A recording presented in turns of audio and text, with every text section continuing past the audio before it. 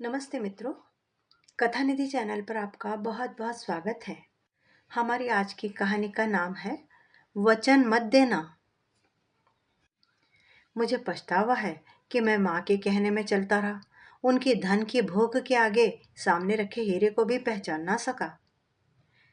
मित्रों, हमारी आज की कहानी है वचन मत देना, जिसे लिखा है मधुरिमा प्रसाद जी ने। तो चलिए कहानी शुरू करते हैं। सरजू भैया खुद तो भगवान को प्यारे हो गए, पर जाते जाते जीवन सुरक्षित करने के नाम पर अपनी बेटी सरस्वती का जीवन नर्क बनाकर गए।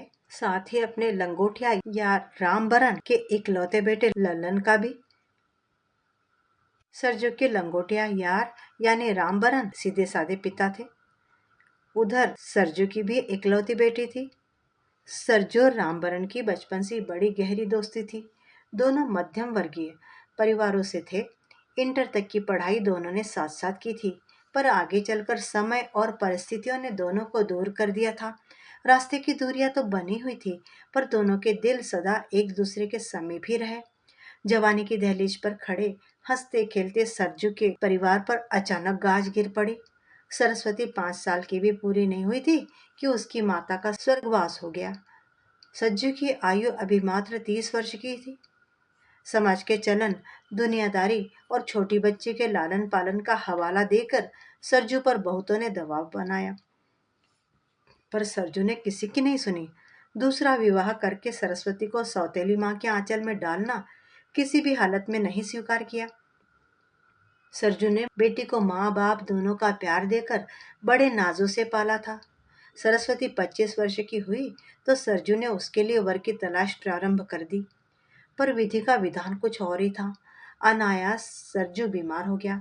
बहुत दवा इलाज, दुआ ताबीज सब कुछ किया गया, पर बीमारी पकड़ में ही नहीं आई। और फिर जब पकड़ में आई तो 6 रोग में तब्दील हो चुकी थी। आखिरी स्टेज पर थी। केस बहुत बिगड़ चुका था। कोई इलाज नहीं था, अतः दिन गिनने के सिवाय कुछ बचा ही नहीं था। रामबरन अपने परिवार में पूरी तरह सुखी था।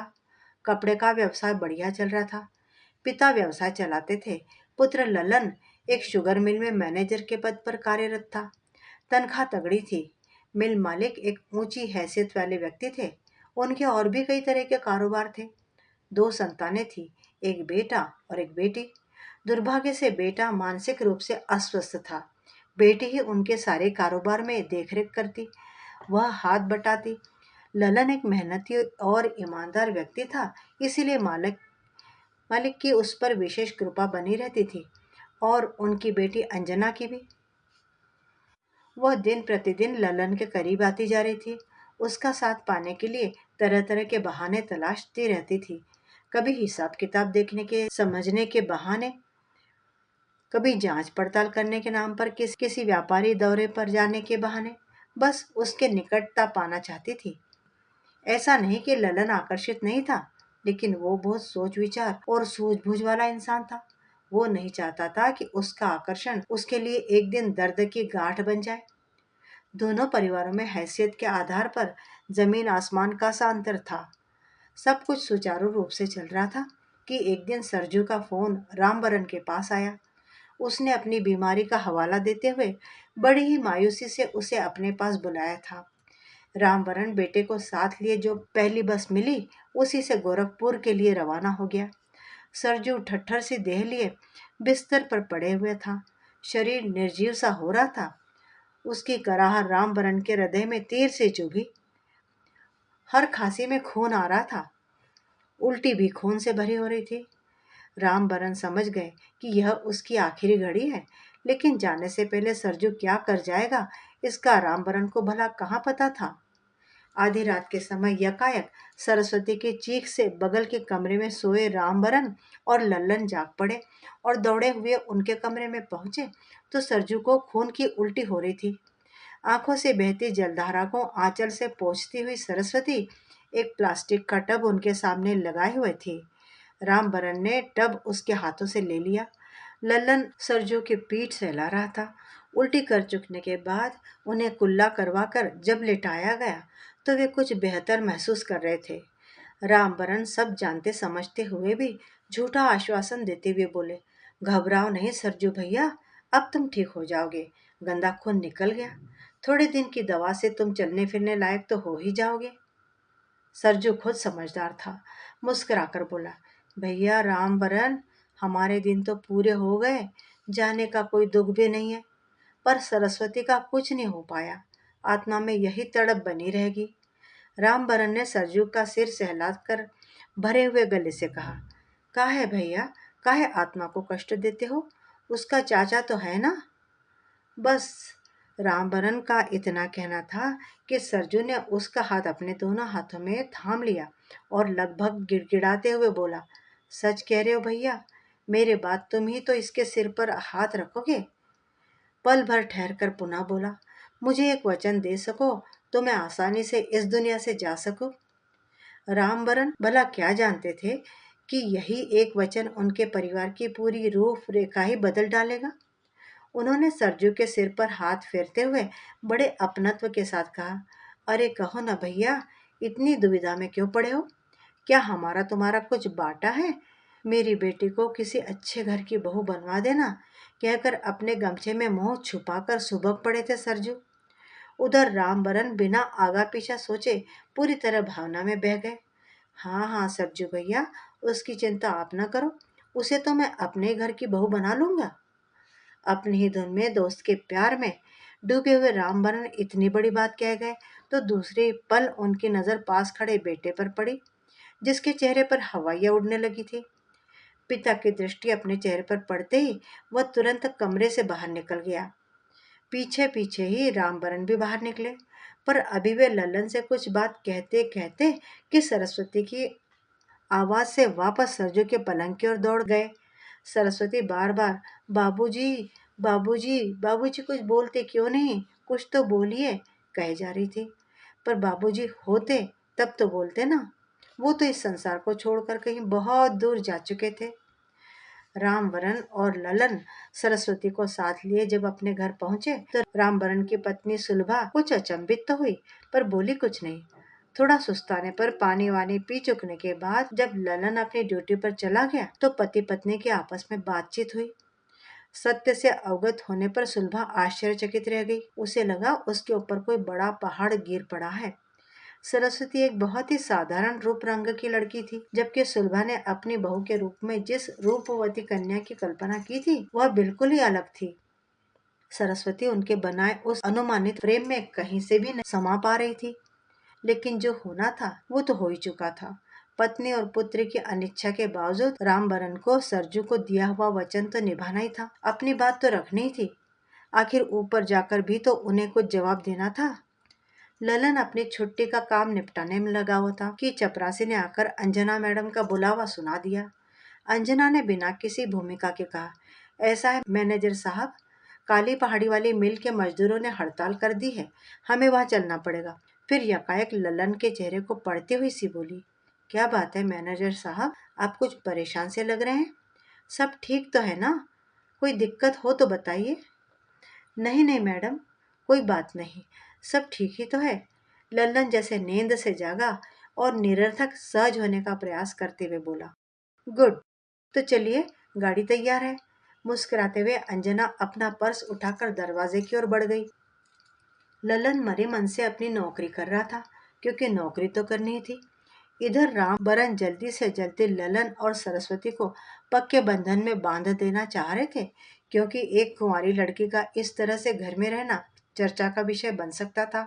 अतः राम बरन ने कुछ ही दिनों में ठीक ठाक घड़ी मुहूर्त देखकर 10-5 नजदीकी लोगों के बीच ललन और सरस्वती का विवाह कर दिया। लल्लन के लिए यह घड़ी बड़ी परीक्षा की घड़ी थी। लल्लन ने पहली रात ही सरस्वती को साफ साफ कह दिया कि उसने यह शादी पिताजी का मन रखने भर के लिए की है। तुम इस घर की बहू बनकर रह सकती हो, लेकिन मैं तुम्हें पत्नी का स्थान कभी नहीं दे सकूंगा, क्योंकि यह रिश्ता बिना मेरी इच्छा जाने पूछे मुझ पर थोपा गया है। सुनकर सरस्वती बहुत रोई कल्पी, लेकिन कुछ भी बदला नहीं। वह बेचारी बिना गुनाह की सजा भुगतने के लिए तैयार हो चुकी थी। जो सामने था उसे अपनी नियति मान लेने के सिवाय और कोई उपाय भी नहीं था। कुछ कहती भी तो किससे कहती, उसकी सुनने वाला था ही कौन। सासू माँ से तो कुछ कह नहीं सकती थी, वे अपने पति के सामने तो सरस्वती से बड़ा ही लाड़ दिखाती, पर उनके पीठ पीछे जो ना कह दे वही कम था। और बेटे के सामने तो ऐसे ऐसे ऐब निकालती सरस्वती में कि कहीं भूले भटके कि ललन के मन में उसके लिए प्रेम पैदा ना हो जाए। उनका हर पल सरस्वती को घर से निकालने के लिए नए नए बहाने खोजने में बीतता था। माँ बेटी की नजर तो बस अंजना और उसके धन पर ही लगी हुई थी। बेचारी सरस्वती ले दे के रामबरन की बहू बनकर रह गई थी। वे बेचारे उसको समझाते, बेटी थोड़ा धैर्य से काम लो, धीरे धीरे सब ठीक हो जाएगा। दरअसल अचानक उस पर यह जिम्मेदारी आन पड़ी है ना, इसी से वह नॉर्मल नहीं हो पा रहा है। अभी वह शादी के लिए तैयार भी तो नहीं था। लेकिन तुम मत घबराओ, जल्दी ही वह अपनी जिम्मेदारियों को समझ लेगा। सरस्वती का जीवन एक नौकरानी से भी बुरी स्थिति में बीत रहा था। जल्दी ही वह अपनी जिम्मेदारियों को समझ लेगा। सरस्वती का जीवन एक नौकरानी से भी बुरी स्थिति में बीत रहा था। रामवरण और लल्लन सुबह के निकले, शाम ढले ही घर वापस लौटते थे। सरस्वती दिन भर खटती रहती, मैले कीचट कपड़ों में लिपटी हुई घर का सारा काम करती। सांझ ढले सासू माँ बड़े प्यार भरे शब्दों में कहती, अरे बहू, जरा कपड़े लत्ते का तो ध्यान रखा करो। दिन भर का थका हारा पति घर आएगा तो तुम्हारी ऐसी हालत देखकर क्या खुश होगा। नया नया ब्याह हुआ है, थोड़ा बन सवर कर रहा करो। ऐसे ही वह अक्सर किसी न किसी रूप में किया करती थी। कभी कभी सरस्वती को सासू माँ की बातें मायावी सी लगा करती, लेकिन वह उसके शब्द जाल को भला क्या समझ पाती। नतीजा यह कि वह उसमें ही फंसती चली गई। ललन जब घर आता तो सुलभा उसे सीधे अपने कमरे में बुला लेती और साथ ही बहू को चाय जलपान आदि वहीं पहुंचाने के लिए हुक्म भी दे देती। और फिर बेटे को अकेला पाकर अपने तेज तीखे तीर चलाने शुरू कर देती। अरे बेटा, ना जाने तुम्हारे पिताजी को क्या हो गया था जो ऐसी लड़की उठाकर ले आए। ना रूप, ना रंग, ना गुण, ना ढंग। घर के कामकाज में तो इसका रत्ती भर भी दिल नहीं लगता है। जो कुछ भी करती है वह भी उल्टा पुल्टा, बेढंगे तरीके से। मैं तो मरी जाती हूँ खट खट कर। ये महारानी जी तो सुबह से नहा धोकर सिंगार पटार करके सज धज कर इधर से उधर टहलते रहती, फिर पल भर रुककर बेटे के और करीब सरक कर जैसे कोई गुप्त बात कहने जा रही हो। और हाँ, यहाँ तो यह किसी को जानती पहचानती भी नहीं है, फिर पता नहीं क्यों बार बार बाहर झांकती रहती है, कभी दरवाजे से, कभी खिड़की से, और फिर अगर कहीं छत पर चढ़ गई तब तो उतरने का नाम ही नहीं लेती है जब तक कि बुलाओ नहीं। मैं तो खाना बनाकर जब खाने के लिए बुलाती हूँ तब जाकर कहीं नीचे आती है। जब खाना खाकर सोती है तो तेरे आने से पहले उठती है। सुनकर लल्लन झल्ला उठता और कहता, माँ, मुझे क्यों उसकी राम कहानी सुनाती रहती हो? तुम जानो, तुम्हारा काम जाने। सुलभा फिर भी बाज न आती। अरे बेटा, मैं क्या करूं? ये तो तुम्हारे पिताजी की बुद्धि भ्रष्ट हो गई थी जो यह खोटा सिक्का उठा कर ले आए। अरे किसी का कल्याण ही करना था तो कोई और घर तलाश लेते, अपना ही घर मिला था उन्हें तबाह करने के लिए। और फिर लगभग गिड़गिड़ाते हुए बेटे की बाह पकड़कर कहती, अब तो बेटा तुझे ही कुछ करना पड़ेगा इस मुसीबत से छुटकारा पाने के लिए। इसी तरह सरस्वती से पिंड छुड़ाने के रास्ते तलाशने में लगती रहती। समय बीतता गया और फिर एक दिन मंदिर से लौटते वक्त सुलभा ने ललन को अंजना के संग कार में देख लिया। शाम ढले ललन घर आया तो सुलभा ने उसके बारे में पूछा। ललन ने जो सच था माँ को बता दिया, पर सुलभा की आंखों ने उन दोनों को कार में बैठने का तरीका देखा हुआ था। उसने तिरछी नजरों से देखते हुए बेटे से प्रश्न किया, बस इतना ही? लल्लन ने यूं तो माँ को और कुछ नहीं बताया, पर तब से सुलभा ने ललन को पूरी तरह अंजना की बाहों में ढकेलने की योजना बनानी शुरू कर दी थी। ये ललन इतना भी हृदयहीन नहीं था। वह समझता था कि सरस्वती बेकसूर है, पर दूसरी तरफ उसका भी तो कोई कसूर नहीं था जो बिना उसकी राय जाने पिताजी ने उसके जीवन का इतना बड़ा फैसला कर डाला। अपने को बहुत समझाता, पर इस इतनी बड़ी काया में जो नन्हा सा मन है वह बार बार हावी हो ही जाता था। अपने को बहुत समझाने के बावजूद ललन सरस्वती को अपना न सका, बल्कि विवाह के बाद अपनी ओर बढ़ती अंजना की ओर स्वयं उसके भी कदम कुछ तेजी से बढ़ने लग गए थे। अंजना ने खुश तो होना ही था, उसकी इतने दिन की मेहनत रंग जो ला रही थी, किंतु उससे आश्चर्य भी कम नहीं था कि सदा कटा कटा रहने वाला ये ललन इतना सहज कैसे हो गया? अब ललन उसके साथ कहीं आने जाने में कतराता या आनाकानी नहीं करता। कार में चलते वक्त लाख कहने पर भी उसके बगल की सीट पर ना बैठकर आगे ड्राइवर की बगल वाली सीट पर ही बैठता था। लेकिन अब ऐसा नहीं था। इधर जब कभी भी ऐसा मौका आया, अंजना के एक बार कहने पर ही वो बड़ी सहजता से उसके साथ पीछे वाली सीट पर बैठ जाता था। बहुत सोचने के बाद भी अंजना किसी नतीजे पर नहीं पहुंच पा रही थी। उसे ललन के विवाह का भी पता था, लेकिन बातचीत के दौरान लल्लन ने अपने विवाह या अपनी पत्नी के विषय में कभी कोई चर्चा नहीं की थी, न ही कभी करने के लिए उत्सुक रहता। घर में सुलभा के बातों का विषय लल्लन और अंजना की प्रेम गंगा ही रहती। अपनी तरफ से वह लल्लन को अंजना से अंतरंगता बढ़ाने के लिए प्रोत्साहित किया करती।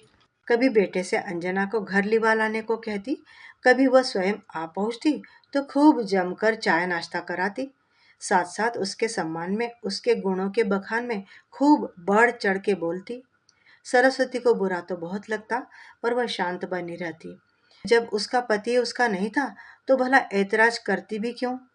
सुलभा अक्सर ललन को अंजना के साथ अधिक से अधिक समय बिताने का मौका दिया करती। आग और घी को जानबूझकर एक जगह इकट्ठा करने का जुगाड़ किया करती थी। सरस्वती से कभी सीधे मुंह बात न करने वाली सुलभा अंजना की उपस्थिति में बड़े प्यार से कहती, चल बहू, जरा मोड़ से कुछ सब्जी ले आए। अकेले तो मुझसे वो झोला उठाकर चला नहीं जाएगा। इस तरह ललन और अंजना को एकांत देने के लिए कभी डॉक्टर के यहाँ तो कभी मंदिर और कभी कुछ नहीं तो पड़ोसी के घर चली जाती। साथ ही बहू को ले जाना भी कभी भूलती नहीं थी। उसके यह हथकंडे बढ़ते ही जा रहे थे, लेकिन अति हर चीज की बुरी होती है। यहाँ भी कुछ वैसा ही घटित हो गया। माना कि ललन ने सरस्वती को अपनी पत्नी नहीं माना था, पर ब्याह तो उसका उसके साथ हुआ ही था। माना कि उसकी सुहागरात नहीं मनी थी, पर वह सुहागन तो थी ही। यही कारण था कि एक दिन उस पर सुहाग का भूत सवार हो ही गया। उसने ललन के घर लौटने पर बड़े दबे शब्दों में प्रश्न किया, मेरी क्या गलती है? गलती? गलती कैसी? प्रश्न के बदले में ललन ने एक रूखा सा प्रश्न उछाल दिया उसकी तरफ। यही कि मैं आपकी तरफ खुद तो चलकर नहीं आई हूँ। जो हुआ जब हुआ सब कुछ आपकी जानकारी में हुआ तो आप मना भी तो कर सकते थे। सरस्वती उस दिन पूरे रौद्र रूप में आ चुकी थी। बाबूजी की नजरों में अच्छा बनने के चक्कर में मेरी क्यों जिंदगी दांव पर लगाई आपने? इससे तो अच्छा था आप लोग मुझे वहीं छोड़ आए होते। किसी न किसी तरह जीवन काट लेती। एक ही दुख होता कि मेरा कोई नहीं है, पर अब सबके होते हुए अकेली होने की पीड़ा झेलनी तो ना पड़ती। और सरस्वती का इतने दिनों का बंधा हुआ बांध टूट ही गया। वह वहीं धरती पर बैठकर फूट फूट कर रो पड़ी। लल्लन जो अभी तक सब कुछ सुन रहा था, बिना कुछ बोले बस पैर पटकता हुआ बाहर चला गया। सुलभा जो अभी तक मूक दर्शक बनी बैठी थी, सब कुछ चुपचाप सुन रही थी। बेटे के जाते ही घायल शेरनी की तरह पंजे झाड़कर बिफर पड़ी। अरे तो अब क्या बिगड़ गया है? अब चली जाना। तेरा बाप जाते समय घर थोड़ी साथ ले गया है। ललन के बाबूजी को अभी तक कोई ग्राहक भी तो नहीं मिला उसका। पल भर ठहर कर फिर आंखें मटकाकर बोली, और मिलेगा भी क्यों? जिस घर में टीबी जैसी बीमारी से किसी आदमी की मौत हुई हो, उसे कोई खरीदेगा भी क्यों? क्या उसे अपना परिवार प्यारा नहीं होगा? चुप रहो ललन की माँ, बहुत बोल चुकी। राम बरन जो अभी तक दरवाजे के पीछे से सब सुन रहे थे, घर की चौखट में दाखिल होते हुए बोले। राम बरन आगे कुछ बोलते उससे पहले ही, बाबूजी, मुझे पापा के घर पहुंचा दीजिए, कहते हुए सरस्वती उनके पैरों पर गिर पड़ी। रामबरन भावुक हो उठे। उन्होंने सजल नेत्रों से सरस्वती को उठाया और उसके सिर पर हाथ फेरते हुए बोले, बस बस बेटी, शांत हो जा। मैं भी जिंदा हूँ। मेरे जीते जी तुझे कुछ भी चिंता करने की जरूरत नहीं है। है बाबूजी, चिंता करने की जरूरत तो है ही। मैं आपकी बेटी बनकर भी तो आपके घर में रह सकती थी। आपके घर का रख रखाव करती, आपकी और अम्मा जी की सेवा करती। अभी भी तो वही कर रही हूँ। क्या इसके लिए बहू का रूप धारण करना जरूरी था? सरस्वती की समूची आंतरिक पीड़ा उस दिन मुखर हो उठी थी। ऐसे वक्त में रामवरण ही उसके एकमात्र आधार थे। उस दिन उसने वह सब कुछ कह डाला जो इतने दिनों से उसके हृदय में कांटे की तरह चुभ रहा था। रामवरण अवाक से सब सुन रहे थे। उन्हें आश्चर्य था कि सरस्वती इतना कुछ अपने अंदर दबाकर कैसे रख पाई। इससे भी बड़ा आश्चर्य इस बात का था कि एक ही घर में रहते हुए इन सब बातों से वे अनभिज्ञ कैसे रहे। उनकी क्रोध भरी दृष्टि जब सुलभा की ओर उठी तो वह यकायक ही कांप उठी। बहू पर बरसती ससुर की ममता ने उसे कोई बड़ा षड्यंत्र करने की योजना बनाने पर मजबूर कर दिया था। रामवरण ने उस समय सरस्वती को किसी तरह शांत किया, लेकिन उनके स्वयं के अंतर में अशांति का एक बहुत बड़ा बवंडर उठ खड़ा हुआ था। उन्हें सरस्वती की चिंता सताने लगी थी। उसका भविष्य सुरक्षित करना अब उन्हें आवश्यक लगने लगा था। बेटे से कुछ भी कहना उन्होंने उचित नहीं समझा, लेकिन मन ही मन उन्होंने एक योजना बना ली थी। उन्होंने सरजू का मकान बेचने के प्रयास तेज कर दिए। उनका विचार था कि सरजू का मकान 40 से 50 लाख के बीच बिक जाएगा और वे उस पूरी रकम को सरस्वती के नाम से बैंक में जमा कर देंगे तो ललन और सुलभा की भावना उसके प्रति अवश्य बदल जाएगी। लेकिन वैसा कुछ भी होता, इससे पहले सुलभा अपनी योजना में सफल हो गई। उसे तो बस अंजना और उसकी दौलत ही दिखाई पड़ रही थी। अभी तक तो वह सरस्वती को तंग करके घर से भगा देने की योजना ही बनाया करती थी, पर ससुर की बहू के प्रति इतनी प्रगाढ़ प्रीति देखकर उसे लगा हल्की योजना से काम नहीं चलेगा। इस काम में सफलता के लिए कोई ठोस कदम उठाना पड़ेगा। और फिर जैसा कि युगों से होता आ रहा है कि औरत ही औरत की दुश्मन होती है, वही यहाँ भी हो गया। सुलभा अपने मस्तिष्क में एक ब्रह्मास्त्र योजना बनाकर तैयार हो गई। बहुत सोच विचार के बाद उसे एक सूत्र मिल ही गया। सरस्वती के विवाह के कुछ दिनों बाद सरजू का कोई दूर के रिश्ते का भतीजा अर्जुन कहीं से आता पता खोज खाज के रामबरन के घर आ पहुंचा था। बस सुलभा को बैठे बैठाए एक सूत्र मिल गया। अरे बहू, तुम्हारा भाई जो एक बार आया था, थोड़ा रुक कर सोचती सी, क्या तो नाम था उसका? हाँ हाँ, अर्जुन। फिर कभी नहीं आया? कोई खबर वबर है उसकी? कहाँ है? बड़े प्यार भरे लहजे में सुलभा ने सरस्वती से पूछा। सरस्वती को आश्चर्य हुआ, पर प्यार और अपनेपन की प्यास में डूबी वह बेचारी उनकी कुटिलता की सीमा किस हद तक जा सकती है, इसका तनिक अनुमान भी नहीं लगा पाई और उनके प्रेम पगे शब्दों के जाल में फंसती हुई बोली, नहीं अम्मा जी, मुझे तो कोई खबर नहीं है। साधारण सा उत्तर था उसका। ललन को फोन नंबर तो दे गया था, तुम्हें फोन कर लेती। दुखी सा चेहरा बनाते हुए सुलभा आगे बोली, बेचारा बे माँ बाप का बच्चा, अपनों से हाल खबर होती रहे तो इंसान का ढाढ़स बंधा रहता है। और सरस्वती फंस गई सासू माँ के बिछाए हुए जाल में। उसे क्या पता था कि मीठी छुरी की तेज धार पर उसने अपना पांव रख दिया है। अर्जुन से फोन पर हालचाल हुआ तो सासू माँ ने कहा, उसे कहो ना कभी इधर भी घूमने आ जाया करे। फतेहपुर से कानपुर भला दूर ही कितना था।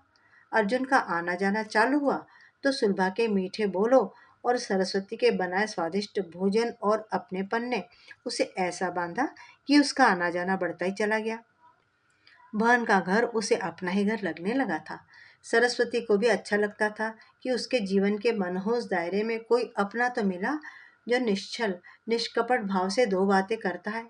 सासू माँ के अतिशय प्रेम जाल में फंसी भला वह क्या जानती थी कि पूरी बिसात उसे ही बर्बाद करने के लिए बिछाई गई है। अर्जुन अक्सर शनिवार रविवार को ही आता था। होने भी अपना काम कैसे कर डालती है, भला कब कोई जान पाया है। पहले तो वह गलत व्यक्ति का साथ देती है, भले ही बाद में उसे करने का फल भोगना पड़े। एक शनिवार को कुछ ऐसा ही घटित हो गया। सुलभा लगभग हर शनिवार को किसी न किसी बहाने से घर से टल जाने का प्रयास करती थी, ताकि कोई छोटा सा भी मौका हाथ लग जाए तो उसका काम बन जाए। उस दिन वह सुबह सुबह कहीं प्रवचन सुनने का कहकर घर से निकल गई। सरस्वती को पिछले 2 दिन से हल्का हल्का बुखार रह रहा था। सुलभा के जाने के बाद उसने किसी तरह तो घर के कामकाज निपटाए और फिर अपनी दवा खाई और जाकर अपने बिस्तर पर लेट गई। थकावट और बुखार के कारण टूटा हुआ शरीर लेटते ही उसकी आंख लग गई। नींद अभी गहराई भी नहीं थी कि कॉल बेल बज उठी। कमजोर शरीर, कच्ची नींद, उठते ही उसे चक्कर सा आ गया और दरवाजे के पास पहुंचते पहुंचते वह गिर ही गई। उसका सिर दीवार से जा लगा और उसकी चीख निकल गई। दरवाजे पर खड़े अर्जुन के कानों में उसकी चीख पड़ी तो वो भी घबरा गया और बोला, क्या हुआ दीदी? सरस्वती ने किसी तरह खड़े होकर दरवाजा तो खोल दिया, पर खड़े होते ही उसे पुनः जोरदार चक्कर आया और वह बेहोश हो गई। फिर जब उसकी आंख खुली तो वह अस्पताल में थी। अर्जुन, रामबरन और सुलभा भी वहां मौजूद थे। रामबरन उस बैठे उसका सिर सहला रहे थे। उसे होश में आया देखकर बोले, अब कैसी हो बेटी? सुलभा एक किनारे कुर्सी पर बैठी हुई थी। चेहरा तमतमाया हुआ सा था। तभी पास खड़े अर्जुन पर उसकी नजर पड़ी और उसे याद आया कि दरवाजा खोलने से पहले उसने अर्जुन की आवाज सुनी थी। अर्जुन ने जो ही पास जाकर पूछा, अब कैसी हो दीदी?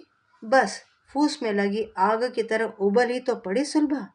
चलो बस करो ये दीदी दीदी का नाटक।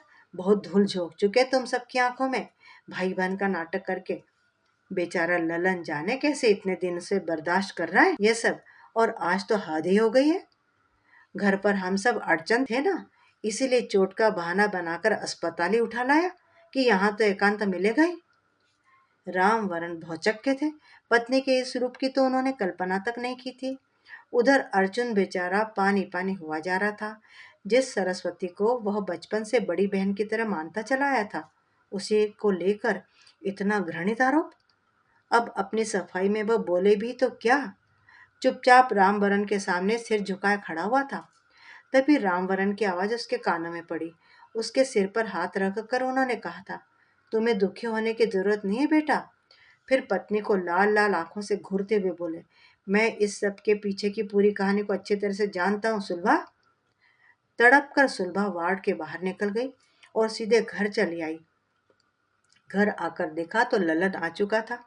यूं तो उसे सरस्वती से कोई लगाव नहीं था, पर उसे घर में न देखकर पूछना तो बनता ही था।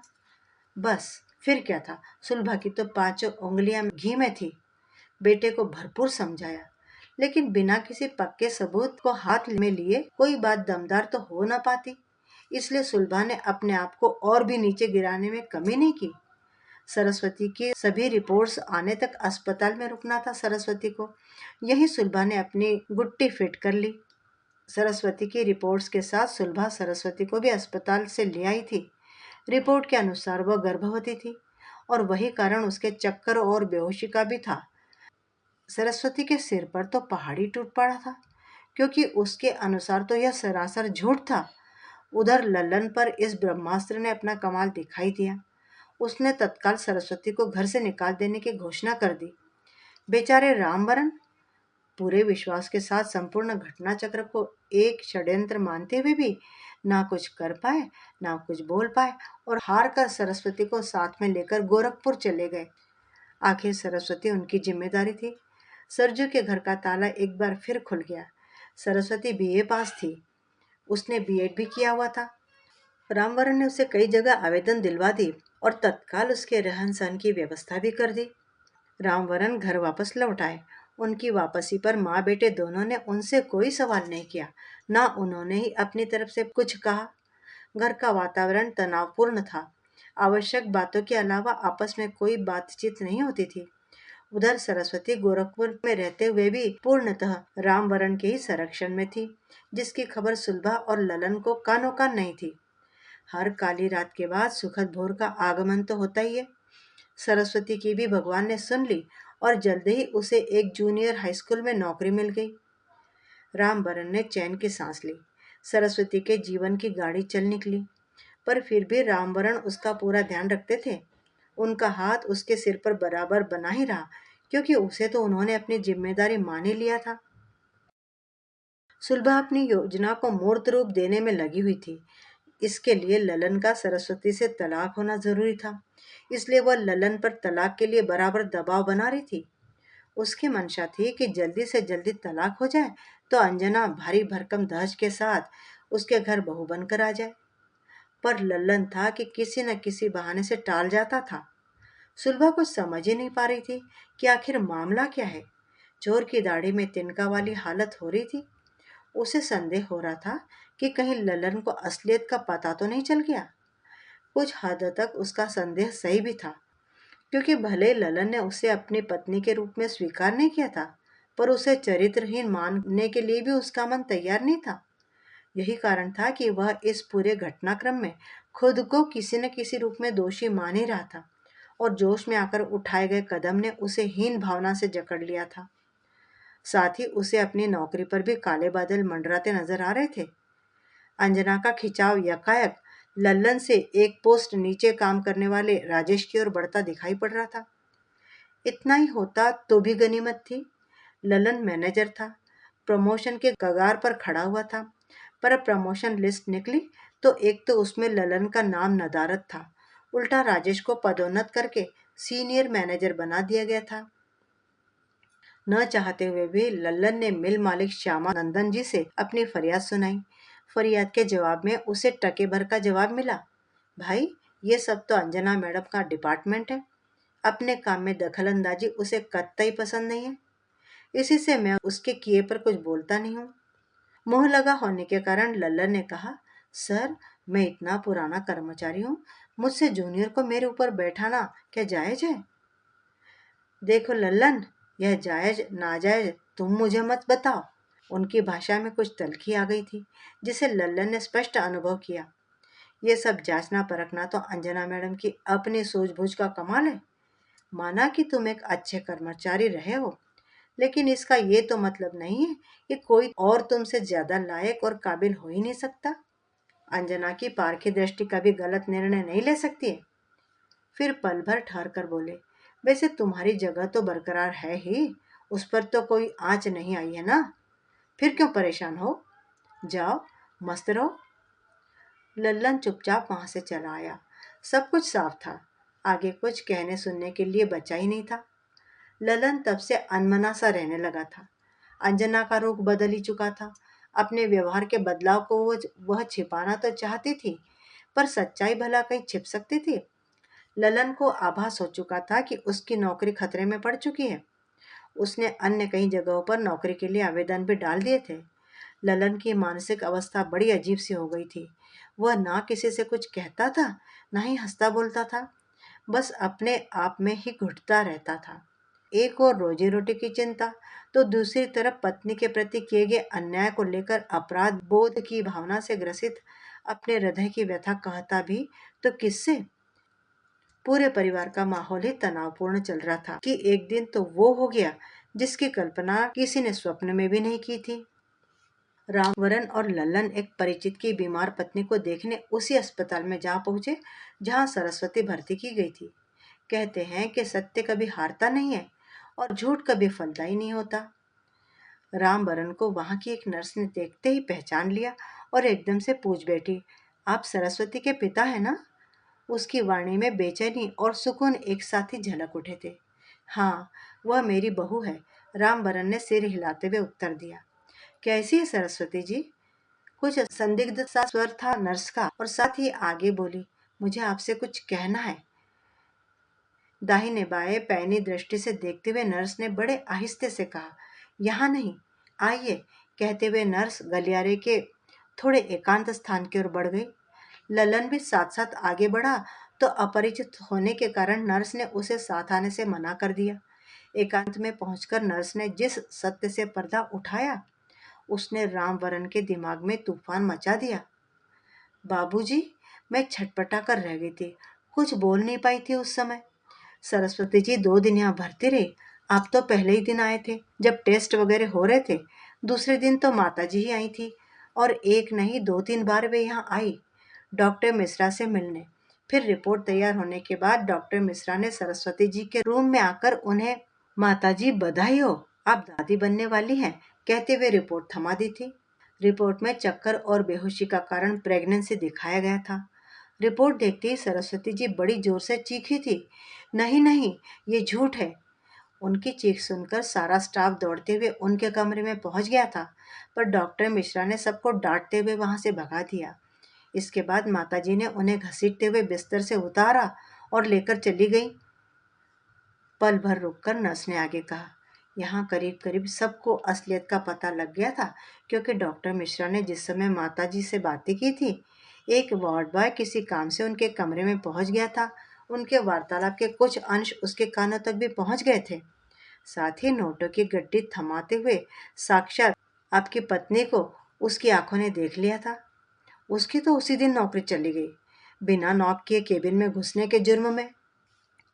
इतना कहकर नर्स हौले से मुस्कुरा दी और फिर आगे उसने जो कहा वो भी कम नहीं था। जाते जाते पूरे स्टाफ को सच्चाई बताकर ही गया वह। दरअसल डॉक्टर मिश्रा तो बहुत पहले से ऐसे कामों के लिए मशहूर थे। पैथोलॉजी वाले एक रिपोर्ट तो बना ही चुके थे। जब उन्हें दूसरी रिपोर्ट बनाने को कहा गया तो वहां से भी बात लीक हुई।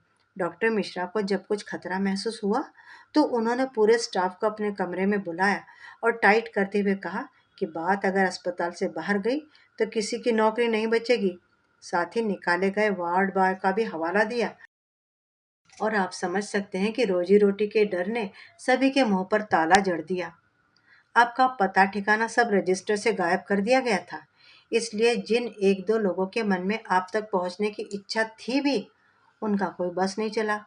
लेकिन आज आपको देखकर मैं अपने आप को रोक नहीं पाई। सच कहने से सरस्वती जी के बारे में मुझे कुछ नहीं मालूम, पर माता जी के उस दिन के तेवर देखकर इतना तो हम लोग समझ ही गए थे कि उनके साथ उन्होंने कुछ अच्छा तो नहीं ही किया होगा। सच से पर्दा उठ चुका था। ललन को जब सच्चाई का पता चला तो उसे अपनी छोटी सोच के कारण स्वयं से घृणा हो गई। अंजना का भूत तो उतर ही चुका था। घर आकर पिता और पुत्र दोनों ने सुलभा को खूब खरी खोटी सुनाई और तत्काल सरस्वती को लाने के लिए दोनों ही गोरखपुर रवाना हो गए। सुबह का वक्त था। सरस्वती विद्यालय जाने के लिए तैयार हो रही थी। दरवाजे पर दस्तक सुनकर उसने दरवाजा खोला। सामने बाबूजी को देखकर उसने झट से चरण स्पर्श कर प्रणाम किया, पर उनकी आड़ में खड़े ललन को देखकर उसके आश्चर्य का ठिकाना नहीं रहा। अपने संस्कारों का मान रखते हुए उसने पति के भी चरण स्पर्श किए तो उसकी शालीनता देखकर रामबरन का हृदय भर आया। जलपान आदि के बाद थोड़ा व्यवस्थित होकर बैठने पर अपने आने का कारण स्पष्ट करते हुए रामबरन एक प्रकार से बहू से क्षमा ही मांग बैठे। बेटी, मुझसे बहुत बड़ी भूल हो गई। मैं सरजू भैया को दिया हुआ वचन ठीक से निभा नहीं पाया, पर मुझे भूल सुधारने का मौका तो तुम्हें देना ही पड़ेगा। ये कहते हुए उससे साथ चलने के लिए कहा। अब तक चुप बैठा ललन भी अपने आप को अब रोक न सका। मुझे पछतावा है कि मैं माँ के कहने में चलता रहा। उनकी धन की भूख के आगे सामने रखे हीरे को पहचान न सका। फिर गिड़गिड़ाता हुआ सा बोला, सरस्वती, मुझे माफ कर दो। घर वापस चलो। पिता पुत्र का अनुमान था कि इतनी अनुनय विनय के बाद सरस्वती खुशी खुशी उनके साथ चली आएगी, पर वे गलत थे। सरस्वती ने कड़े शब्दों में वापस जाने से साफ साफ इनकार कर दिया। बाबूजी, अब वापस तो मैं उस घर में नहीं जाऊंगी। आपका मैं सम्मान करती हूँ। आप मेरे पिता तुल्य हैं, सदा रहेंगे भी। और ललन की ओर इशारा करके, ये मेरे पति ही रहेंगे मेरी आखिरी सांस तक। हाँ, अगर ये मेरे साथ रहना चाहे तो ये यहाँ आकर मेरे साथ रह सकते हैं। मैं जैसी भी हूँ अब यही ठीक हूँ। रामवरण और ललन का मुंह खुले का खुला रह गया। रामवरण खुश थे कि आज सरस्वती के कष्टों ने उसे इतना साहसी और दृढ़ निश्चय बना दिया है कि जो उनकी सोच से परे था। सरजू को दिया हुआ वचन भी आज सही मायने में पूरा हो गया था। मित्रों, अभी आप सुन रहे थे कहानी वचन मत देना, मधुरिमा प्रसाद जी की लिखी हुई हृदय स्पर्शी कहानी। कई बार इंसान भावनाओं में बहकर ऐसे वचन दे बैठता है जिन्हें उसे निभाना कठिन हो जाता है। कई स्त्रियां ऐसी होती है जो औरत होकर औरत के साथ एक दुश्मन के जैसा व्यवहार करती हैं। वे बाहरी रूप रंग और धन संपत्ति की चकाचौंध में हृदय की सुंदरता और गुणों को देख ही नहीं पाती और इस तरह अपने ही घर की सुख शांति और चैन खत्म कर बैठती हैं। उम्मीद है कि कहानी आपको पसंद आई होगी। अगर कहानी अच्छी लगी है तो अपने मित्रों के साथ शेयर जरूर कीजिएगा और मुझे प्रोत्साहित करने के लिए एक लाइक भी जरूर कीजिएगा। कमेंट बॉक्स में अपनी राय भी जरूर लिखिएगा कहानी के बारे में। और हाँ, चैनल पर नए हैं तो चैनल को सब्सक्राइब भी जरूर कर लीजिएगा। कहानी सुनने के लिए बहुत बहुत धन्यवाद। आपका दिन शुभ हो।